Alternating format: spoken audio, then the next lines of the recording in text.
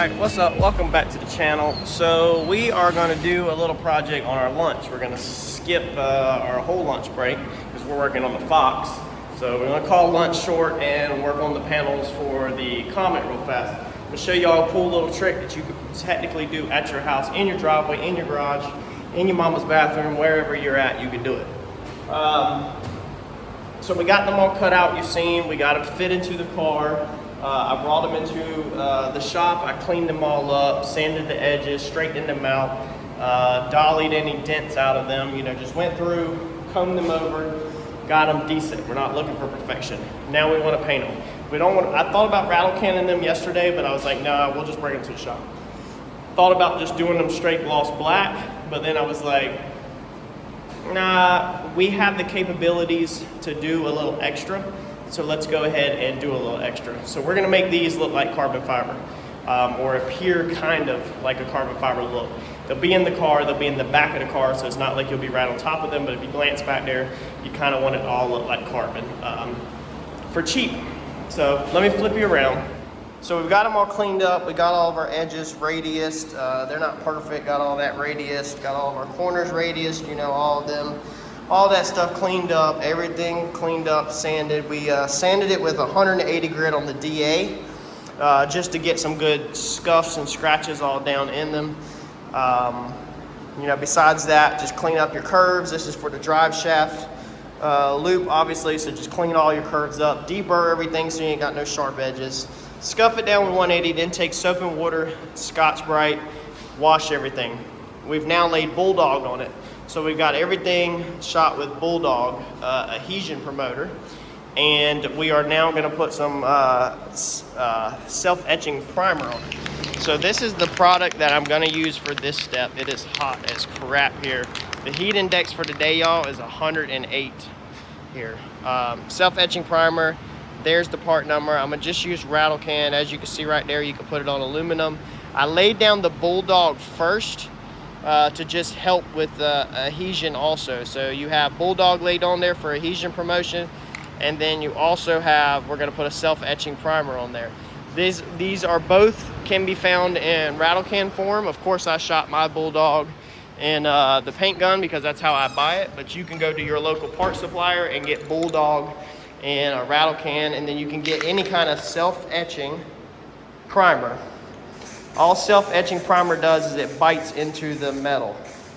So it's just gonna help your paint stick to your project so that hopefully this lasts you a while. Doing it this way, I have yet to have any issues with any of the aluminum panels I have painted inside the car. I'm gonna run around the edge just to try to get a little bit of primer on the edge, just to slightly help it from chipping off the edge. So you're just gonna once over with a decent coat. Like my can needs to be shook up more, but you're just gonna once over with a decent coat like that, and then I'm gonna call that done. So after you get it sprayed on, your instructions right here say to top coat in 10 to 20 minutes. Flash time is 5 to 10 minutes between coats. They recommend 2 to 3 light coats, or apply only enough to achieve hiding. Yeah, so they recommend 2 to 3 light coats with 5 to 10 minutes between each coat and 10 to 20 minutes before you actually paint on top of it. All I did was 1 light coat because I'm out. But remember, I have Bulldog and self-etching primer on there, so I'm not worried about it. So we're going to take us some black here, just some straight black, and when our 10 minutes flash time is up, we are going to lay our straight black over the whole entire panel, just like you would do any other job. All right, so we got our black laid down over all of our panels, and we're gonna let it dry for a few minutes. The next step is the what actually makes the color of the carbon. So I'm gonna lay some wheel paint, pre-mixed wheel paint. It's left over off of a job. All you need is a silver. If you want gold carbon, use gold. If you want blue carbon, use blue. Purple, use purple. So whatever color you lay next is what color your carbon is going to be, the actual little squares. The next item that you need to make this job work, or to make this work, is going to be one of these. Let me show you. So this is like your kitchen drawer liner, okay? This is that, you know, the little rubbery stuff the trick here, and it's actually kind of hard to find. I actually had to run all over town whenever I found this, and found this at a carpet store. None of the big box stores had it. Everything was circle and different designs. So you got to find one that is in the square pattern like that. This is what's going to make your actual carbon pattern. You can see where we've sprayed it before. There's some silver on it. So we're going to lay this on top of our black panels, and then we're going to spray our silver over top of it, putting the silver down through it, and that's what's going to give us the pattern when we peel it off. So we're going to let the black flash off for a few minutes, make sure it's nice and dry, and then we'll go in there, and we will lay our sheet over top.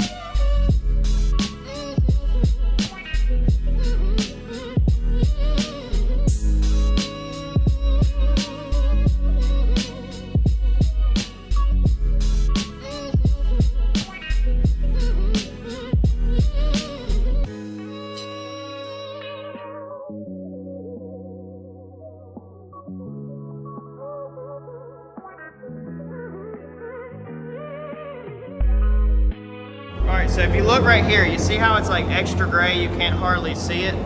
Like it's not as sharp, you know, as in some other areas. Let's see here, like right here, you see how that's all fuzzy down there? And then there's random areas like in the center, right there, it's a little fuzzy. This is why, because if you look, if you watch when I blow the air, you'll see some of it move.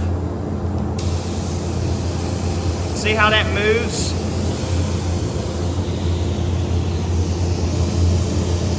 See how the pattern moves? When it does that, that's what causes your imperfections, where it's humped up right there. The paint goes underneath the pattern and floats around and then lands. And that's what gives you that, you know, splotchy look. All right, so what we're gonna do to get rid of some of them flaws and that splotchy look is we're actually gonna tint our clear coat. So if you are an OG of the channel and you followed all the videos, you already know how to mix the clear, because I have already taught y'all that in a few videos.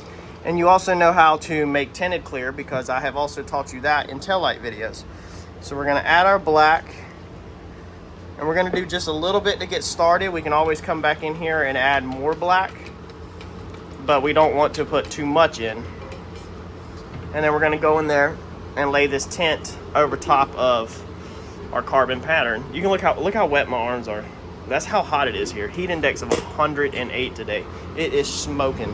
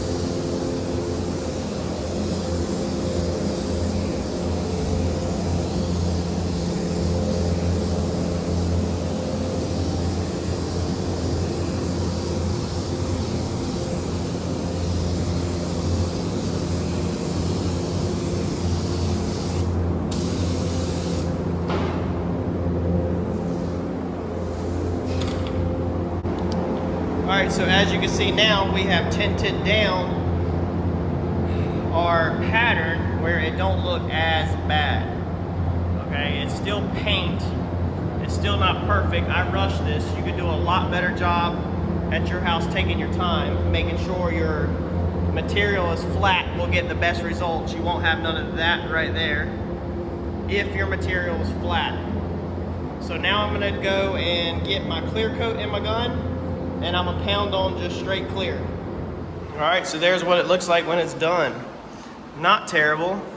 You know, this is in a bright light in a paint booth, so when it's shoved in the back of a car, it will look a whole lot better. And it almost looks like some of the raw carbon I have seen that's a lot more rougher and not so much like a cosmetic carbon. But them are the areas that you can do better if you would take your time at your house. If you would lay like another piece of metal here or plywood here and another piece of metal or plywood on this side so that your fabric lays straight across, then you literally won't get that. The first time I ever did this, I took my time and got really good results. And then, you know, over time, I just, I get faster, lazier. I know this is gonna be in the back of the car. I know it's, not that big of a deal. It just looks different than just painting it all black. So I'm happy with it. I think it'll go good back there. And another piece to the puzzle about, having a better outcome is how you store your fabric. So I currently just fold mine up, throw it in a box, but you can see all the wrinkles in it. So you see the wrinkles? That's what causes your imperfections. If you had somewhere where you could lay this thing out and keep this from wrinkling, then you would get a lot better results. All of these wrinkles are what messes it up. Now you have to leave this out long enough for it to dry after you paint on it, because if you fold it up right away, then it will stick to itself because the base coat is still tacky. So I'll actually leave this out all night like this, draped out, and then I'll fold it up into a square and put it back in the box. All right, we're gonna get these tubs put into night, starting a little late. I really did not feel like working at all tonight. Like, don't even wanna be down here, but I'm forcing myself to make some progress. So I'm gonna get at it. We're gonna get all this tin work back here put in, and I think I just called it tubs. We're gonna get all this tin work. I was thinking just the rear wheel wells, but we're gonna get all this tin work hopefully put in tonight. I still gotta build some brackets. That's another reason why I just did not want to work down here tonight, but I'm gonna try to make some progress, I guess. Let's get at it. Man, I haven't ever, it's been a while since I have not wanted to work on this car as much as I don't want to be doing this right now. But here we go. So I just bent up this bracket right here, and as you can see, I'm using my piece that I bent before I took all this tub out. I went and, why do I keep calling it a tub tonight? Before I took all this tin work out, I built this so that I could find this angle right here. So that's what we're gonna go with, is that bracket right there. We will drill some holes in it and get it riveted to the wheel tub, and then that way we can rivet our tin work to that.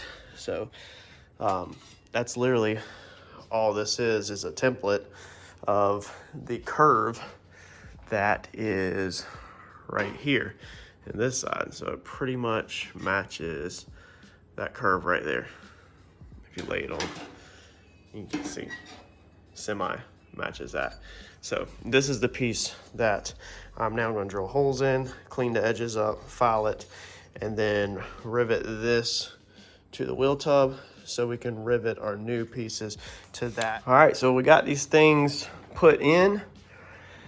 Oh man, it literally, I don't know how long it took me earlier to get all of the freaking rivets in. So it's looking pretty good. I still have to do that little arch piece next week. I don't know if I'm gonna do that in carbon or if I'm just gonna chunk some black on that. Probably just throw some black on it because I'd like to cover it in carpet eventually. But I like this. I like the way this is coming out so far. I'm kind of dreading doing the side pieces. It just sucks when something was already done and then you got to keep doing it. I actually dread it all week. It's Friday afternoon now, so I've dreaded working on this all week because I just didn't want to put it back, man. It's like I've already messed with this once, but I finally got back out here today and got it done. So I'm I'm happy with it. So we got the panels in. I still got to go underneath the car, suck them in with rivets, and then we got to do silicone and everything. I went ahead and made some brackets down here that rivet into the floor, and they go up under, and they stick up like this, and then rivet through there. And then, of course, at the wheel arch, I made them brackets that attach there. And I'll go back and probably brush these in with some satin black so you don't see that little aluminum. And, of course, we'll brush that in down there with that flat black.